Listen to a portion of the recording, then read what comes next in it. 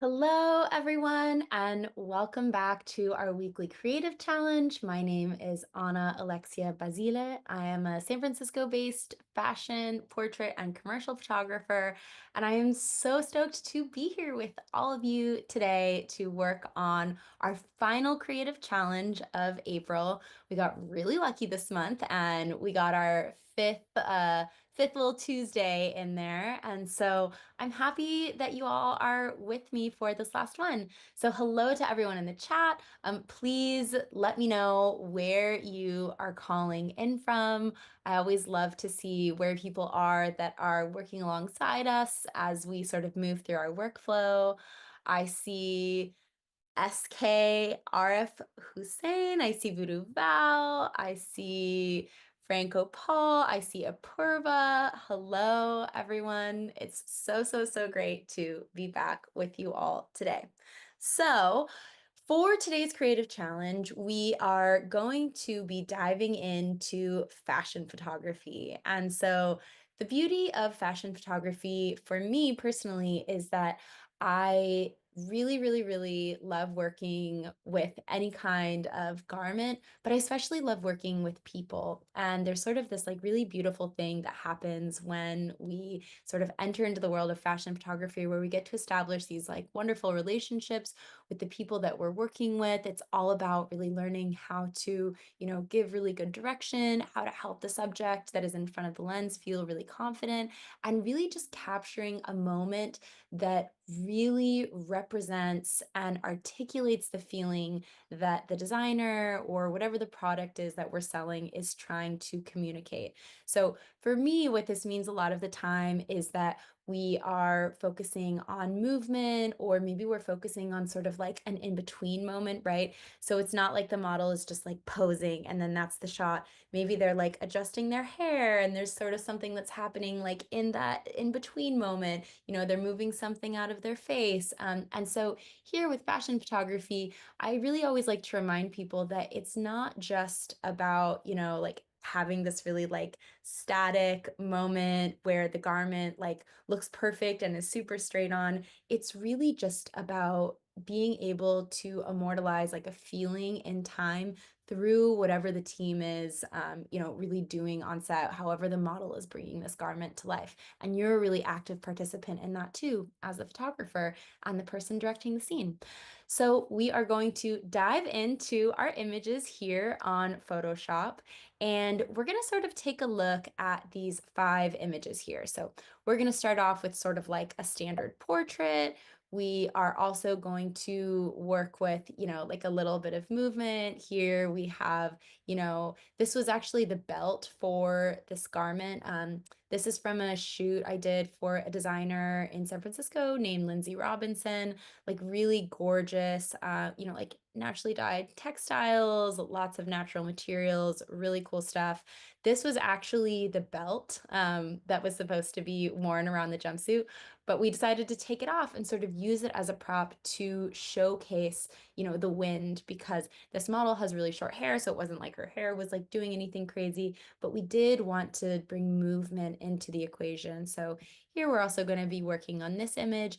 Again, sort of like an in-between moment as she's like moving through a space.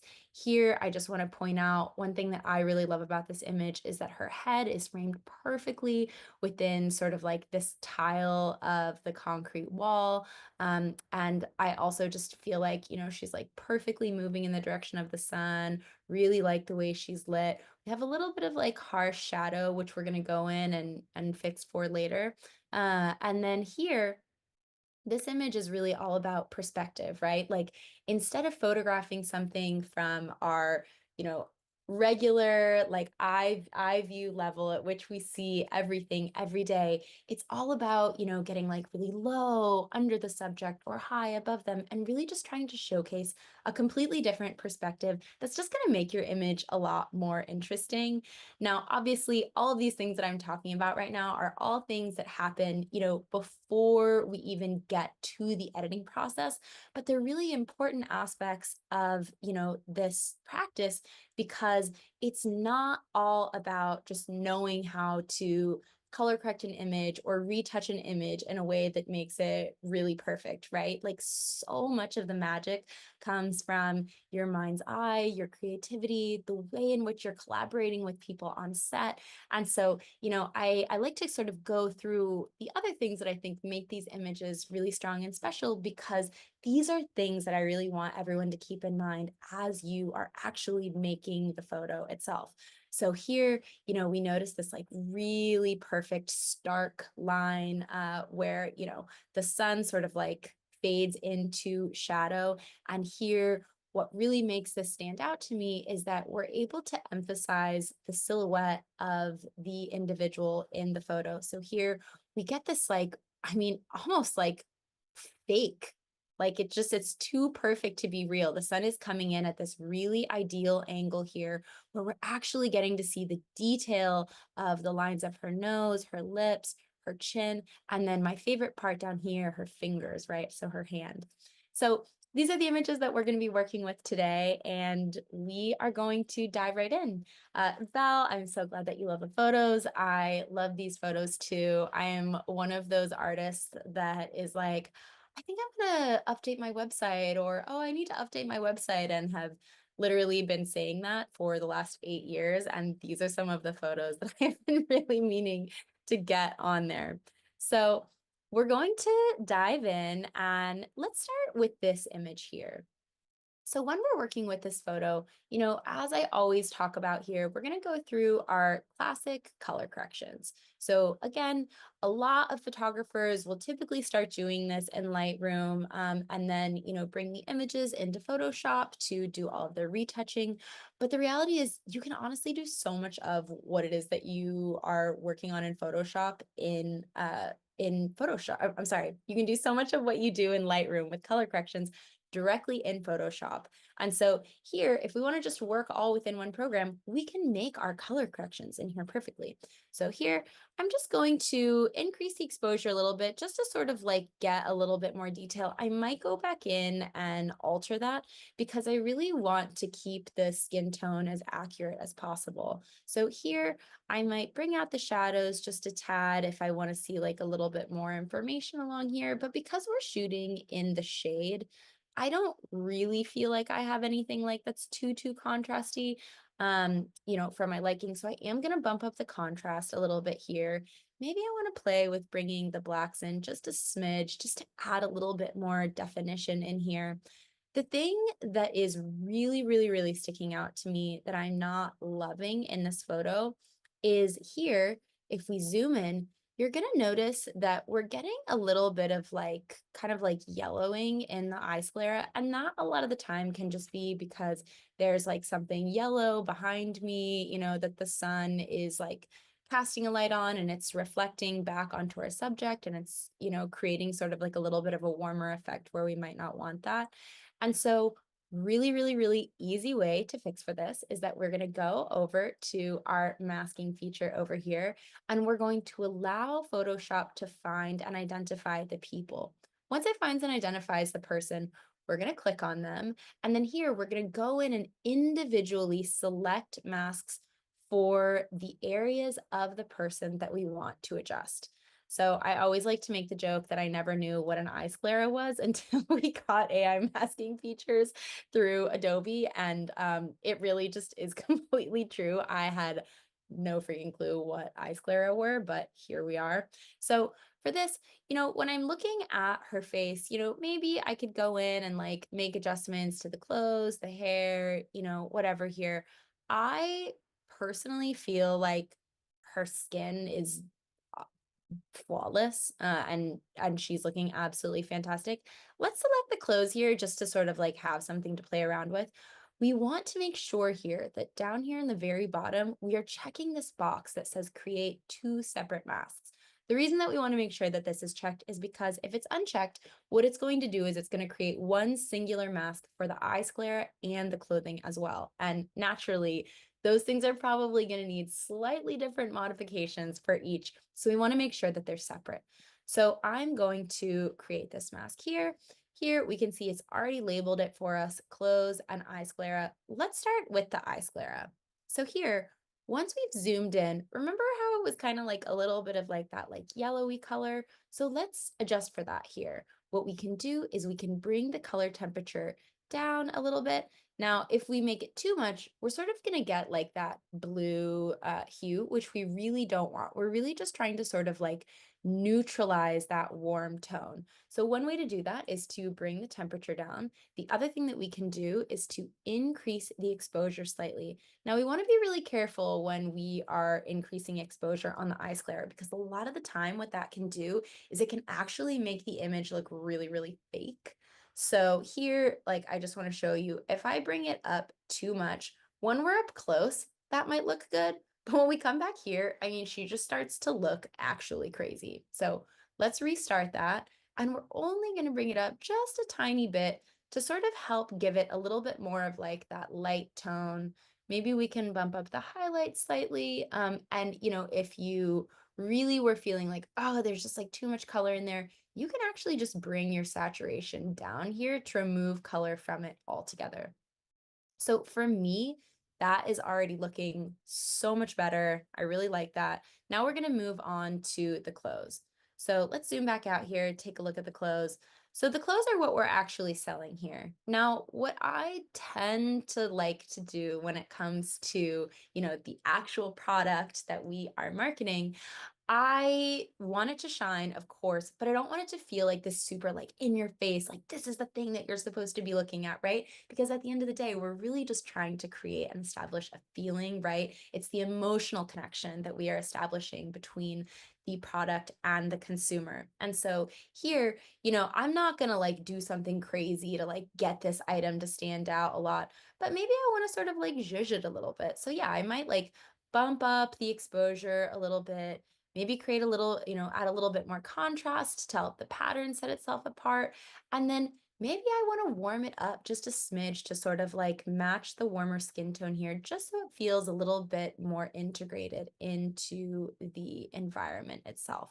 So here, these are just like really, really, really simple adjustments that we can make that just help the overall image feel more integrated, more sort of like reflective of what it was that we were trying to create. Once our auto masking features are done, I typically like to go in, see how it's looking as a whole, and then make overall adjustments again. So here I might say like, like I actually kind of want, oops, did not mean to open that, but here, let's bring everything back in really quick. I'm gonna get rid of this one. All right, here we go.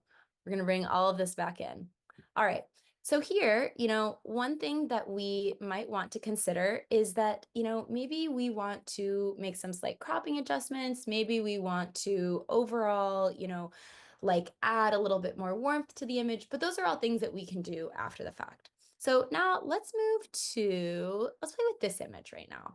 So in here, we have this really great photo, right? Like just a really perfect moment.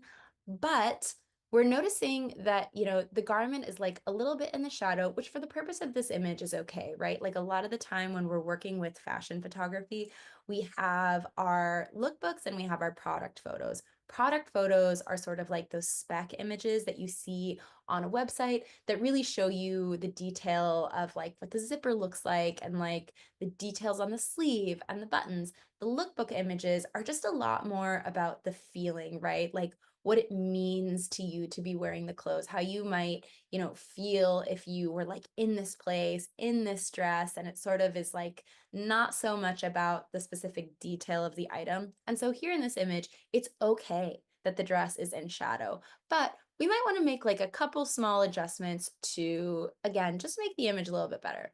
So here, I'm going to increase the exposure ever so slightly, bring down the highlights because I still want this yellow to pop.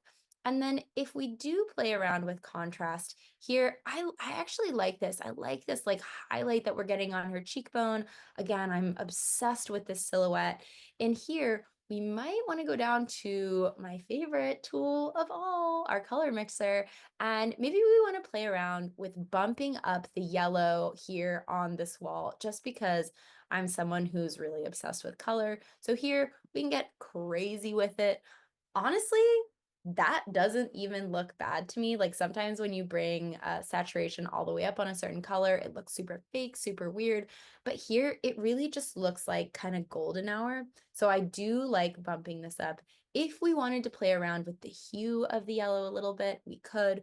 We could make the yellow hue a little bit more green by dragging our slider to the right, or we could make it a little bit warmer, a little bit more orange by dragging it to the left. I personally just really love the yellow as it is.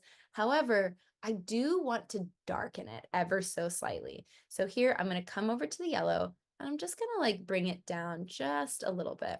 So that is starting to feel really, really good to me. Now, sometimes I like to come in here and take a look at my masks again, and then maybe I'll work with a linear gradient here. And I might create a linear gradient here where we just want to kind of like decrease the stark difference between the two. So here, I might just like bump up the exposure just a little bit, just to get like a little bit more insight into like the shape of the clothing here. Because again, when we're thinking about really showcasing a garment, we have to think about what sets the item apart from other things. So here you'll notice this sleeve detail is really beautiful. She also just has these incredible hands, and I want the hands to sort of like have this cool moment. So we just bumped up the exposure a little bit here. You could play around with decreasing contrast. I might do that a little bit. We can also play with bumping up the shadows, but that starts to look like weird and fake to me. So I'm going to move away from that. Now, I love showing you all this part of the process because I'm not someone that sort of like makes edits and is like, okay, that's it. Like anytime I touch one of these sliders, it's perfect and it's ready. No, it's constantly a work in progress. I'm always doing something and then realizing that it's a mistake, or, making a mistake and then realizing that it's actually not a mistake, thinking I'm moving one slider and moving something else and then realizing that it actually looks really cool. So sometimes with this, it's just really about sort of playing around and just being open to discovering the possibilities. So here, I personally am really feeling this gradient. I feel like we can move out of our auto masking. Sometimes when I'm working with stark shadows, I like to go in and just play around with adding a little bit of clarity. Now, clarity is something that you want to be a little bit mindful of, because with clarity, we can sort of start to get like a lot of, I don't know, maybe like unwanted skin texture, you might say. But if we're working with a model that like has really great skin, kind of needs minimal retouching, clarity is actually a really great way of just creating really like sharp contrast. Again, we're highlighting the facial features even more, and we're just bringing out all of these moments on the dress. So to me, this is like already looking so great. You can see the before and after here, just by making these small adjustments. Maybe I kind of want to actually like bump the temperature up even more just to really like help it pop. So here, small adjustments, right? Like by playing around with exposure, contrast, our color mixer, color temperature, clarity, and using our linear gradient, we're just able to create a much more interesting and dynamic image that really does a good job of the storytelling aspect of fashion photography for lookbook purposes, right? Like, of course, we're not able to see like exactly what the cuff looks like, but that doesn't really matter in this image because it's all about the feeling. So here, as we move into our other images, let's play around. Let's play around with this. Okay, so here we are going to, again, sort of like start with our color corrections. Here I might like increase the exposure a smidge, but honestly, she kind of looks really great as is. I'm going to bring the highlights down, mess around with that right there. I might bump up the shadows just a smidge. Sometimes I like to bump up the shadows, but then decrease the overall exposure of the image here.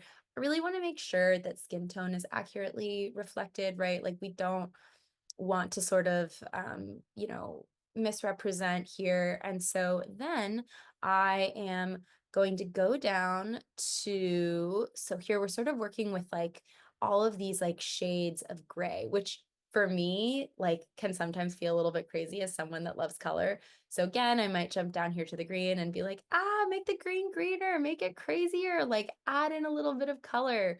So here, do I want the green to be sort of like this cooler green? Not so much, only because she's in direct sunlight. And so we really want, all of the other colors to reflect that as well. So in here, we might zoom in and sort of like take a closer look at, her face here and say, okay, cool. Like maybe we want to come in and do just like some light retouching on the skin down here. But honestly, even from a distance, I think that she looks incredible. I personally am not someone that like really minds having like wrinkles in the fabric. I think that it sort of makes something look lived in. Of course, that's really dependent upon the client at the end of the day. Like, what is it that they are actually looking for? Let's see, we have, I think Peter is maybe your name. Says, I have new ideas and thoughts. Day was full of work. Okay, I'd love to know your thoughts. Are they thoughts on the photos? And so in here, like I don't go too crazy when it comes to any kind of wrinkle. Like, yeah, sure, if there's something that feels really nuts, I might remove it. Maybe we can like go in here and sort of play around with that. But I tend to not get super stressed out when it comes to any kind of wrinkle. So we're going to come back to this image. But then here, I just want to play around again with sort of like toning in direct sunlight here. I think I always tend to sort of be like, I shoot a little underexposed, so I'm going to bring the exposure up, but I actually think that the exposure is looking really good on her.